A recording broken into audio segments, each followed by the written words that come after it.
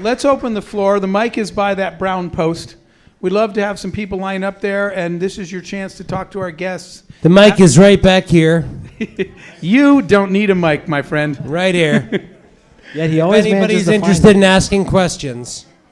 Let's get some questions while we have their time here. We've got questions here, and anybody that wants to ask a question gets a nice notebook. A stone notebook. So this question is for Joel. Wait. Identify yourself, please. Tell us who you are and what you do. My name's Anthony DiVincenzo. I'm a senior here at Akron. I graduate in a couple weeks. Supply chain major. And congratulations on that. Thank you. Wait, what are you going to do after you graduate? What's your plan? Currently, I work for Famous Supply. I plan to keep working there. I have a full-time offer there. So hopefully I could stay in that industry, in that field. Congratulations. Yeah. And it's an excellent company. Yeah. So I'm kind of familiar with what you guys do, and that's why I had a question for you. I kind of have a family business that my father runs too currently, and I was just interested to know, at what point did your father really like step back and say, you know, I know he's got this under control? Because you made it kind of seem like he kind of bribed you into coming to work for him, and you didn't really want to do that. So I don't know. I just was interested in what capacity he's still involved in the company and all that. And then also what you guys plan to do with the Schwabels building. I talk about this a lot because being second generation and the fact that we're still in business together, a lot of families ask us to talk to kids. And ironically, my dad, you know, I would like to say begged me. I think he just brought it up maybe to come to work for him. As soon as I got there, he told my mother, pay me to stay home. You know, I can't take him anymore because, you know, I was coming to work every day and wanting to change the world. And he would be like, you know, get out of my office. You know, I'm busy. But Dad, we could do this. And, you know, he's 35 years into knowing how he does things. And he was just tired of hearing me, you know, want to change the world. And I went home, and I'll tell you, there was days that I went home crying. There was days that I went home that I thought, this is it. I don't want to do this. I'm going back to marketing. That's what I thought my passion was. And then I thought, you know, everybody's got a cross to bear. Everybody's got to walk uphill and, you know, the snow both ways. And this is it for me. You know, I'm lucky enough to be in a second generation family, but I got to put up with this BS. Hopefully one year to, you know, and I tell people there becomes an equilibrium mark that, you know, second generation families, I think, find success. And it's when the parent realizes that the child knows more than the parent thinks, because, you know, the parent sees them as the 2-year-old or 4-year-old little kid and always will. And the child realizes that they don't know nearly as much as they think. And when you have those two meetings of the minds, you know, where you're like, wow, Dad's got a lifetime of experience that, you know, I didn't learn in college, even though I think I learned everything. And I'm not the 4-year-old that he thinks knows nothing, but, you know. And so when we had that meeting of the mind, awesome. He really started giving me strength. And he has been a tremendous leader, because there's not a lot of Italian, you know, entrepreneurs that would give up control as much as he has. Mm-hmm. And he is still active. He's my partner. We have a couple of companies together, and he's 100%. In fact, he'll tell everybody he works harder today than he ever has. And I tell everybody it's because I keep getting him in more and more debt so that I can keep him around. But we have an amazing relationship. Yeah. Thank you very much. Thanks for the good question. Yeah, great. Thank you. Oh, the Schwabel building. The Schwabel building. So the Schwabels closed down their plant because they moved up to Solon. Right. And I got an option on the building. While I'm trying to figure out what to do with it, I'm also marketing it, because I told them, if somebody wants to come by and offer you more money than I am, I'm happy to just sell the building for you. We're talking to a lot of groups right now. Originally, I thought I would make a mixed-use development out of it. Lately, I think for the community's sake, it's better to do something that brings more people there. So probably office, institutional, something of that nature. But we're going to, whether it's me or somebody that we help broker into the deal, we're going to see it redeveloped.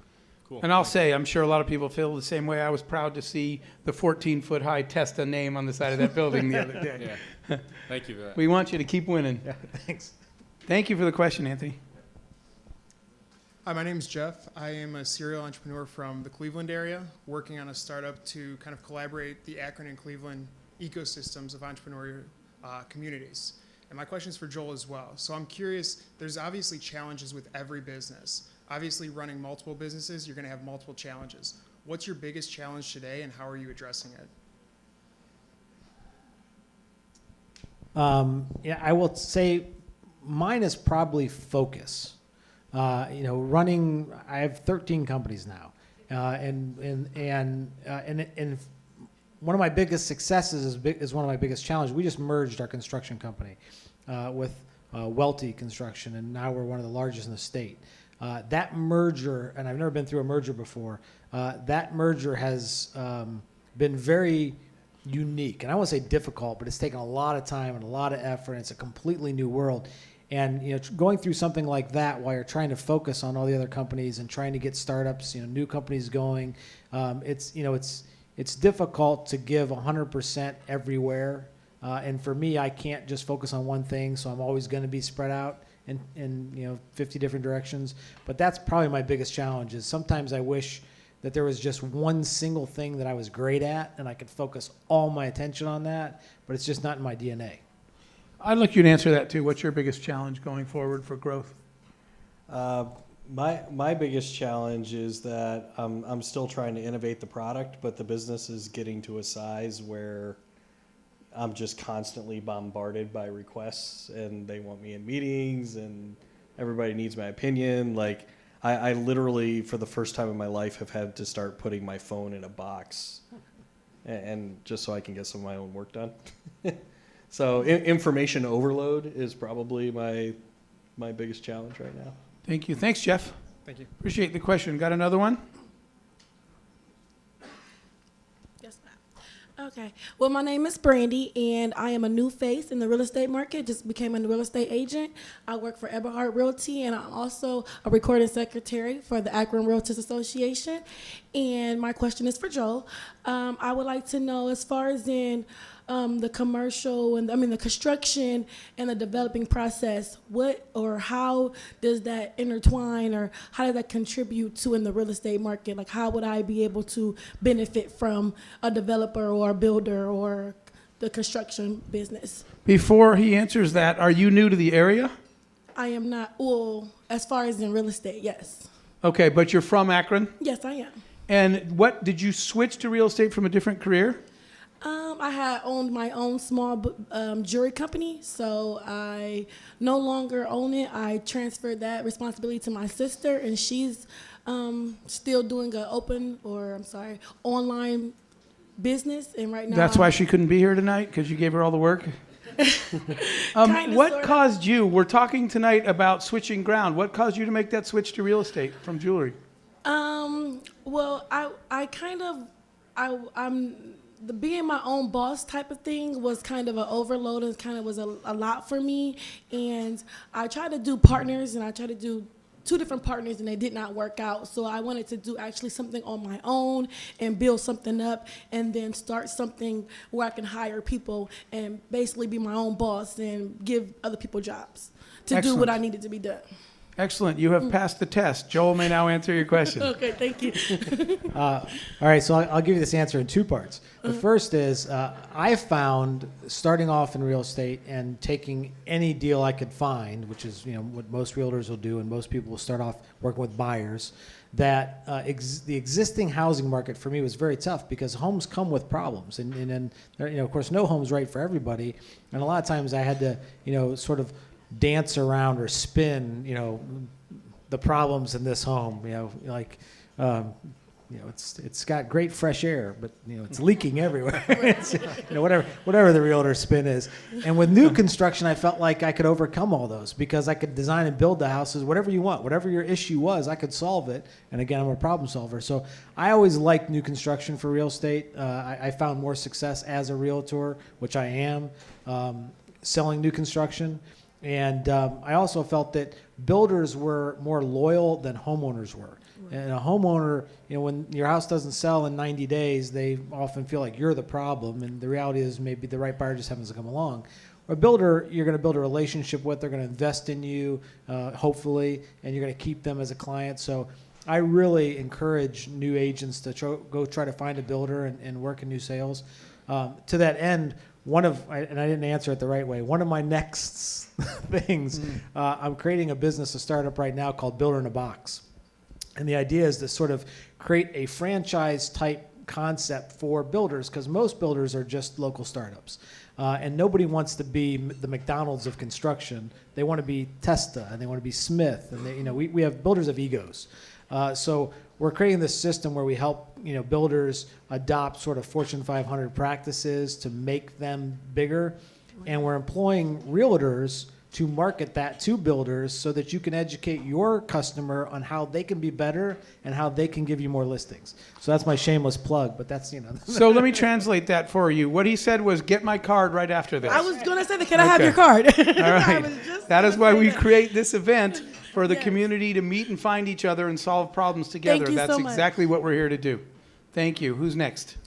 Hi, Demetrius Wright. Good evening. I'm also a realtor with Keller Williams Cervinic Realty. The question is for Joel. Kind of to piggyback off, well, I guess I'll spin it a little differently. How do you feel about the Akron, Ohio real estate market?